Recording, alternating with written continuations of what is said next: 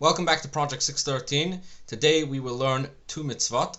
The first is something called vidui masrot, and this is the mitzvah to make a declaration stating that we've separated the correct tithes. We've been learning over the past few days about all the various tithes that a farmer has to give, the 2% to a Kohen, and then a 10% to the Levi, and then another 10% to be taken up to Jerusalem, and some years that second 10% is given to the poor. So there is all of the various tithes that have to be taken from the produce, and the Torah tells us in today's mitzvah that once after every 3 years, so there is a 7-year agricultural cycle, so after the first 3 years the declaration has to be made in the 4th year, and after the second 3 years the declaration has to be made, and that would be in the 7th year.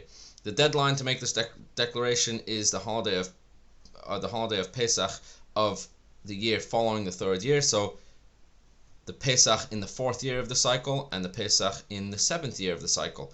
Like this, after each set of 3 years, the person would make this declaration. We know this from the verse that says, "V'amarta lefnei Hashem Elokecha," you shall say before Hashem your God, "Bi'arti hakodesh min habayit," I've removed all of the holy portions, all of the tithes from the house. "V'gam netativ lalevi," and I've given to the Levi, and I've given to the poor, and I've given to all of the portions that have to be separated, have been taken.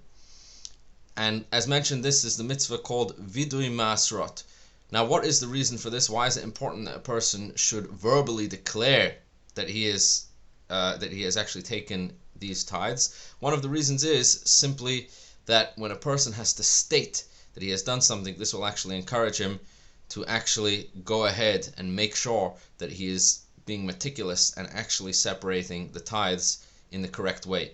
And this declaration that the farmer makes ends with a wonderful prayer. Hashkifa mimon kachcha min hashamayim. We ask Hashem to look down from the heavens, uvarich esamcha es Yisrael, and bless your people Israel and your land, which you have promised to give us, the land flowing with milk and honey. So this is the first mitzvah for today, and the second mitzvah moves to another type of gift which is given to the Kohanim, and this is known as the mitzvah of bikurim, the gift of the first fruits. And the mitzvah basically is that a farmer has to separate the first fruits and bring them to the holy temple, where they are given to the Kohanim, where they are given to the priests. We know this from the verse that says, Reishis bikurei ad masacha, the beginnings, the first of the ripening of your fruits, Tavi beit Hashem Elokecha, you shall bring to the house of Hashem.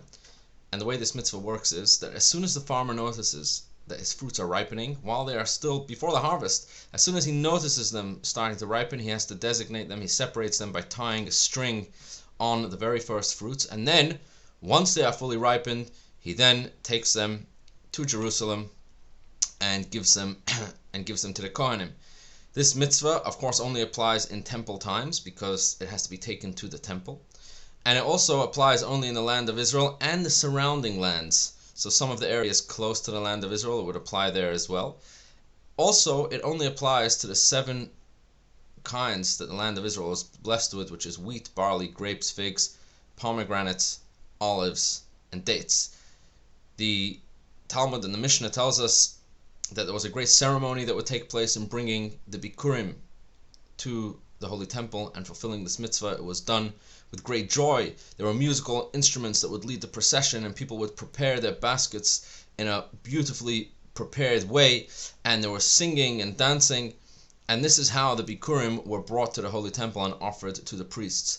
One of the reasons for this mitzvah, of course, is in order to help a person understand that the very best, the first, needs to be dedicated to Hashem. You don't wait to give the leftovers to God, but the very first fruit that ripened, and after all the hard work that the farmer put into his field, you would think he would be able to take the first for himself. No, the very first portion is given to God, and it's done in a joyful, happy manner. Have a wonderful, wonderful day.